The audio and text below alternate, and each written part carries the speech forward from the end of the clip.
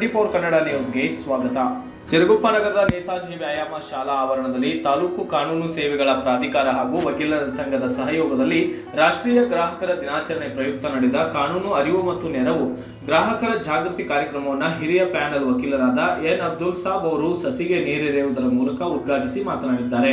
ಯಾವುದೇ ವಸ್ತುಗಳನ್ನು ಖರೀದಿಸುವ ಗ್ರಾಹಕರು ವಸ್ತುವಿನ ಗುಣಮಟ್ಟತೆ, ತೂಕ, ಉತ್ಕೃಷ್ಟತೆಯ ಪ್ರಮಾಣಕ್ಕಾಗಿ ರಸೀದಿ ಪಡೆದುಕೊಳ್ಳುವುದು ಅವಶ್ಯಕವಾಗಿದೆ.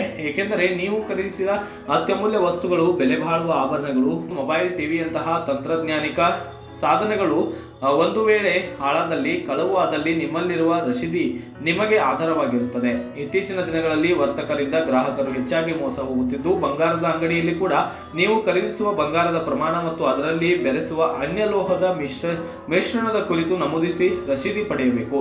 ಇಲ್ಲವಾದಲ್ಲಿ ಬಂಗಾರದೊಂದಿಗೆ ಬೆರೆಸಿದ ಅನ್ಯಲೋಹದೊಂದಿಗೆ ನಿಮಗೆ ತೂಗಿ ನಿಮ್ಮನ್ನು ಮೋಸಗೊಳಿಸುತ್ತಾರೆಂದು ವಿವರಣೆಯನ್ನು ನೀಡಿದ್ದಾರೆ.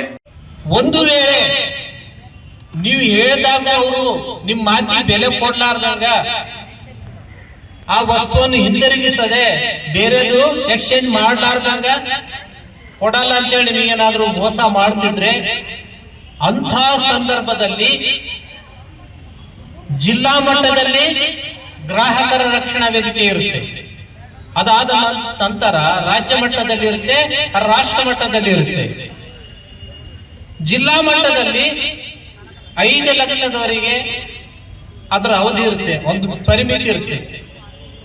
5 ಲಕ್ಷದಿಂದ 20 ಲಕ್ಷದವರೆಗೆ. 20 ಲಕ್ಷದ ನಂತರ ಏನಂತಂದ್ರೆ ರಾಜ್ಯ ಮಟ್ಟಕ್ಕೆ ಬರ್ತದೆ. 20 ಲಕ್ಷದ ಮೇಲ್ಪಟ್ಟು ಎಷ್ಟೇ ಅದರ ವಸ್ತುವಿನ ಬೆಲೆ ಇರಬಹುದು, ಅದನ್ನು ರಾಷ್ಟ್ರ ಮಟ್ಟದಲ್ಲಿ ಇರುತ್ತೆ. ಆ ಮೇಲ್ಮನವಿಯನ್ನು ನೀವೇ ನೇರವಾಗಿ ಸಲ್ಲಿಸಬಹುದು ಅಥವಾ ವಕೀಲರ ಮುಖಾಂತರ ಆ ಒಂದು ಮನವಿಯನ್ನು ಸಲ್ಲಿಸಬೇಕಾಗುತ್ತೆ. ಅದಕ್ಕೆ ಕಾಲ ಪರಿಮಿತಿ 2 ವರ್ಷದ ಅವಧಿಯ ಒಳಗೆ ಸಲ್ಲಿಸಬೇಕು. 2 ವರ್ಷದ ಅವಧಿಯ ಒಳಗೆ ಅದು ಮೀರಿತಂತಂದ್ರೆ ಬರೋದಿಲ್ಲ. ಉದಾಹರಣೆ, ನಮ್ಮ ರೈತ ಬಾಂಧವರು ಸಾಕಷ್ಟು ಬೀಜಗಳನ್ನು ಖರೀದಿ ಮಾಡ್ತಾರೆ, ಎಣ್ಣೆಗಳನ್ನು ಖರೀದಿ ಮಾಡ್ತಾರೆ, ಗದ್ದೆಗಳು ಹೊಡಿಬೇಕಂತೇಳಿ. ಅಂತ ಒಂದು ಕಳಪೆ ಮಟ್ಟದ ಬೀಜವು ಏನಾದ್ರೂ ಅಂಗಡಿಯವರು ನಿಮಗೆ ನೀಡಿದ್ರೆ, ಅದರಿಂದ ಬೆಳೆ ಸರಿಯಾಗಿ ಬರಲಿಲ್ಲ ಅಂತಂದ್ರೆ ಅಂತ ಅಂಗಡಿಯವರ ವಿರುದ್ಧ ನೀವು ದೂರನ್ನ ಸಲ್ಲಿಸಬಹುದು.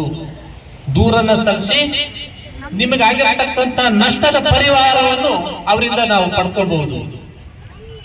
ಈ ರೀತಿಯಾಗಿ ಹಲವಾರು ರೀತಿಯಲ್ಲಿ ನಮ್ಮ ಒಂದು ಈ ಗ್ರಾಹಕ ರಕ್ಷಣಾ ವೇದಿಕೆಯ ಮುಖಾಂತರ ನಮಗಾಗಿರ್ತಕ್ಕಂಥ ನಷ್ಟವನ್ನು ಪರಿಹರಿಸಿಕೊಳ್ಬಹುದು ಅಂತೇಳಿ ಹೇಳ್ತಾ ಈ ಒಂದು ಸಂದರ್ಭದಲ್ಲಿ ನಾಲ್ಕು ಮಾತನಾಡಲಿಕ್ಕೆ ಅವಕಾಶ ಮಾಡಿಕೊಟ್ಟಿರ್ತಕ್ಕಂಥ ತಮ್ಮೆಲ್ಲರಿಗೂ ವಂದಿಸುತ್ತಾ ನಾನು ಮಾತು ಮುಗಿಸ್ತೇನೆ.